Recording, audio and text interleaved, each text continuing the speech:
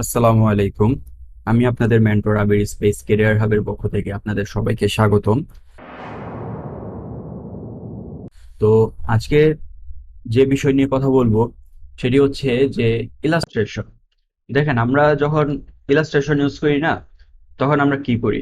তখন আমরা ফ্রি পিকে যাই। তারপর হচ্ছে বিভিন্ন ইলাস্ট্রেশনের সাইট আছে, ওইখান থেকে আমরা ইলাস্ট্রেশন নিয়ে তারপর দেখা গেছে আমরা ডাউনলোড করে এগুলো ইলাস্ট্রেটরে ওপেন করি। তারপর ওইখান থেকে কপি করে আমরা দেখা গেছে ফিগমা হোক বা যাই হোক, ফিগমাতে আমরা এটা পেস্ট করি, তাই না? তো দেখেন, এই কাজটা খুবই সহজে করা যায়। কিরকম যে ফিগমা এত সুন্দর একটা প্লাগইনস নিয়ে আসছে। দেখেন, আমি যদি প্লাগইনসে যাই, প্লাগইনসে যাওয়ার পর এখানে দেখেন এই যে Storyset by Freepik, এটাতে ক্লিক করি। এই যে দেখেন, Storyset by Freepik, এটা ফ্রি পিকের নিজেদের এটা প্লাগইনস, তাদের নিজেদের ইলাস্ট্রেশনের সাইট এটা।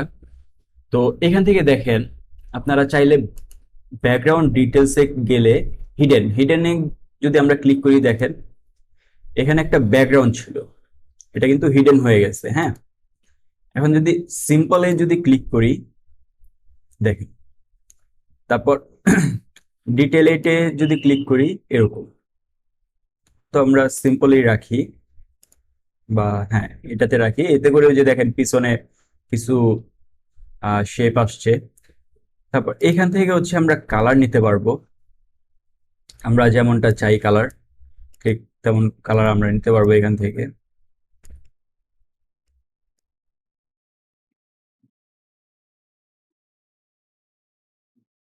বুঝছেন? এখান থেকে আমরা কালারটা নিতে পারবো। এখানে আমরা সার্চ করতে পারবো যা আমাদের প্রয়োজন। উম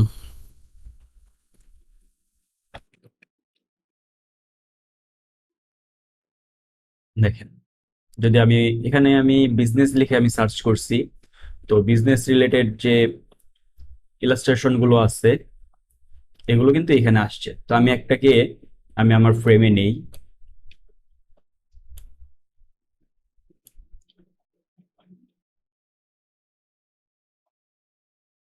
এখান থেকে আরো একটা নেই। তো এটা কেটে দেই,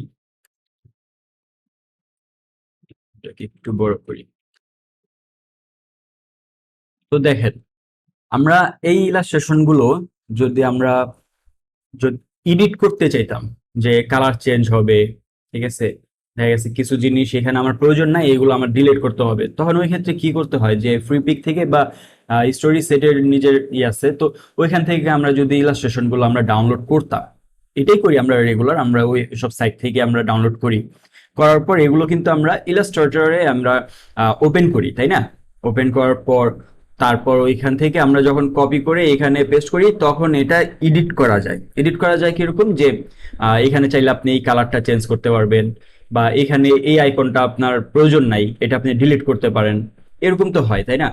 কিন্তু দেখেন, আমরা যদি স্টোরি সেট যে প্লাগইনসটা আছে, এটা যদি আমরা ফিগমা থেকে আমরা ইউজ করি, এখান থেকে যদি আমরা ইলাস্ট্রেশন গুলো আমরা নিই, ওই ক্ষেত্রে কি হয় যে আপনার এগুলো কিন্তু ইলাস্ট্রেটরে ওপেন করে তারপর ওইখান থেকে কপি করে আবার এখানে পেস্ট করে তারপর এডিট করব, যে তার কিন্তু প্রয়োজন নাই, তাই না? দেখেন, আপনারা চাইলে কিন্তু এটা এডিট করতে পারতেছেন। এই যে, এটা যদি চান আপনি রেড কালার আপনি দিতে পারতেছেন, এটা আপনার প্রয়োজন নাই, এটা আপনি ডিলিট করতে পারতেছেন। বা এই জিনিসটা আপনার প্রয়োজন নেই, এটা ডিলিট করতে পারতেছেন। এটাও আমাদের প্রয়োজন নাই, এটাও ডিলিট করে দেই। বা এখানে যে কালারটা আছে, এই কালারটা একটু চেঞ্জ করে দেই।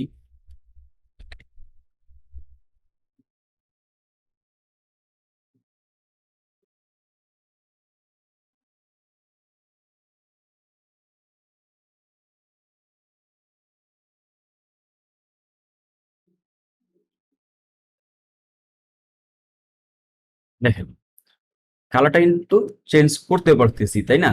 এখানে আমাদের যে জিনিসগুলো আমাদের প্রয়োজন নেই ওই জিনিসগুলো আমরা ডিলিট করতে পারতেছি।